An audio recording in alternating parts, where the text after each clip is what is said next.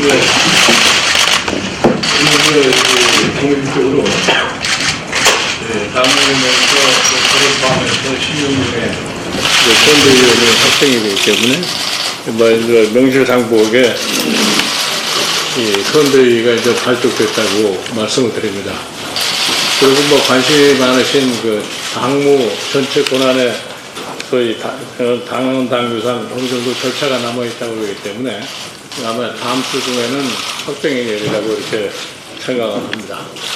아마 이 발표된 그 선대위원 명단에서 보실 것 같으면은 전하는 이런 가장 중요한 것이 이 당의 결속을 갖다가 도모하는 것이기 때문에 이 명단 자체를 가지고서 조금 뭐 이러고 여기는 있을 수도 있겠습니다만은 전하는 뭐 지역도 받고 뭐 여러 가지 이 당의 지금까지 내려온 갈등 구조에 섞여 있던 사람들을 다 어떻게 봉합하느냐 하는 이런 측면에서 이 인선을 했기 때문에 그 점을 이렇게 양해해 주시면 감사하겠습니다. 이제 선대위 발족과 함께 이제 선거 체제를 갖다 본격적으로 이제 가동을 해야 되기 때문에 지금 일요일날 1차 선대위를 소집해서 회의를 마치고 구체적인 그 선대위의 그 조직 윤곽을 갖다가 아마 내주 초쯤은 여러분들이 확인할 수 있으리라고 저는 생각을 합니다.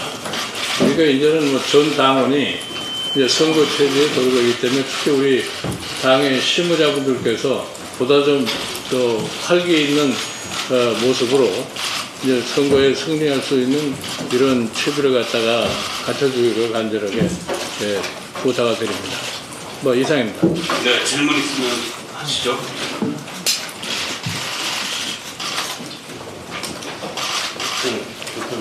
예, 저 KBS 조태규 기자입니다. 이제 그 비대위 꾸려지면 그 사실상의 당 대표로서 역할을 하시게 될 텐데, 그러면 여야 그 선거구 협상하고 쟁점법안 협상에도 참여를 하시게 될 것 같은데, 어떻게 직접 이제 참여를 하실 건지, 그리고 선거구 협상하고 쟁점법안 관련한 입장은 어떻게 되실지 좀 궁금합니다. 그건 이제 그때 가서 생각을 해봐야죠. 실질적으로 이제 당무를 전체 관장하게 될 것 같으면은 뭐 전 당무를 관장하는 사람으로서 해야 할 역할을 갖다가 다 할 수 있다고 저는 생각을 합니다. 네, 다른 점은 네, 만든 사연입니다. 몇 차례 해명을 하셨지만 그 정부와 정부의 국토위 관련된 이력이 계속 좀그 입길에 오르고 있는데요. 네. 그거와 관련해서 입장 좀 알려주시죠.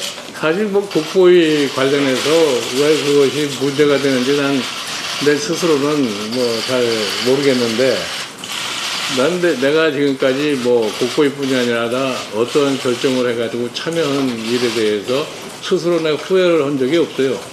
내가 국보위에 참여하게 된 계기는 뭐냐면은, 여러분들 잘 모르겠습니다만 내가 우리나라의 부가가치세 도입돼서부터 내가 참여를 해가지고서 부가가치세 도입을 갖다가 하는데 역할을 한 사람인데, 국보위 쪽에서 나를 참여해달라고 요구하는 것이 뭐냐면은 부가가치세를 폐지하려고 하니까 그 폐지에 대해서 좀 협조를 해달라 하는 식으로 얘기가 와서 내가 금방 생각하기를, 야, 지금 부가가치세가 77년 7월 1일서부터 실시가 돼가지고서 4년여가 됐는데 초기에 여러 가지 좀 조세장 등등 해가지고서 문제가 발생을 해서 사회 문제화까지 그게 이제 일으키게 되는데, 이제 어느 정도 정착 단계에 있는 이 부가가치세를 또 폐지하면은 우리 세제에 큰 혼란이 올 거라는 내 생각이 들어서 내 스스로가 이것만큼은 막아야 되겠다 하는 이런 생각에서 내가 사실은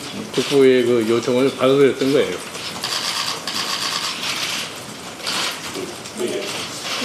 명단 관련돼서 질문 드리겠습니다. 여러 파업을 위해서 구성하셨다고 했는데 실제 내용을 보면 최재성 본부장, 진선미 의원과 같은 소위 친노로 분류된 인사들이 포함이 되어 있어요. 그 부분에 대해서 우려하는 그런 목소리. 글쎄 뭐 여러 사람들이 들어있는데 나는 솔직히 얘기해서 뭐 친노가 누가 친노고 누가 친노가 아닌지 그런 거에 대한 개념이 없는 사람이에요.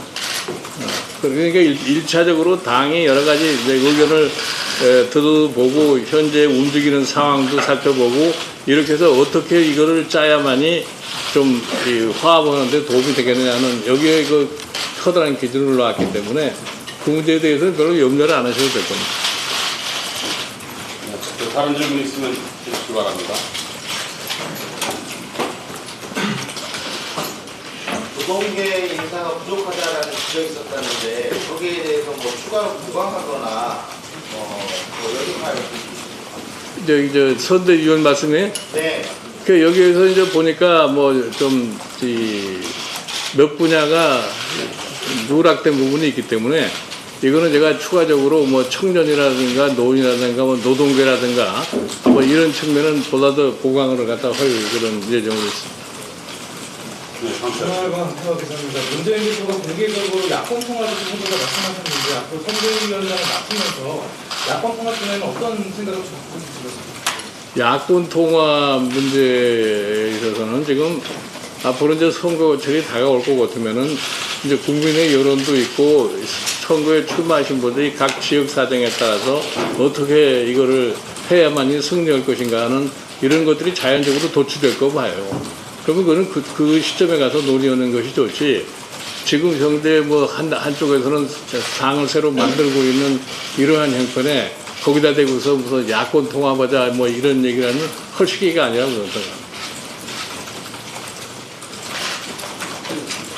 네, 질문 서진 지금 선대위를 구성하시고 이후에 선대위 위원회 일부가 비대위에 참여하게 된다고 하셨는데요. 예. 그러면 조직의 어떤 그 활동들이 어떤 식으로 이루어질지 투트랙으로 간다고 아니 이제 선대위는 선거에 관련해서 모든 문제를 다루는 데고 이제 비대위라고 하는 것은 당무 전체를 갖다 관장하게 하기 때문에 뭐 이게 그 안에 계신 분들이 비대위원으로 선출했다고 해서 그 운영원 자체에 그렇게 큰 문제가 있다고 보지는 않아요.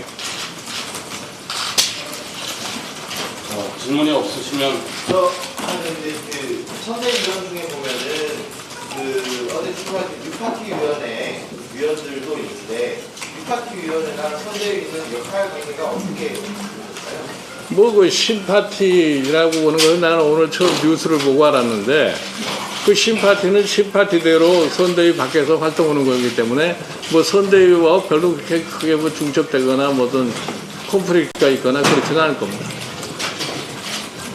네, 그럼 이 정도로 오늘 간단히 마치도록 하겠습니다. 고맙습니다.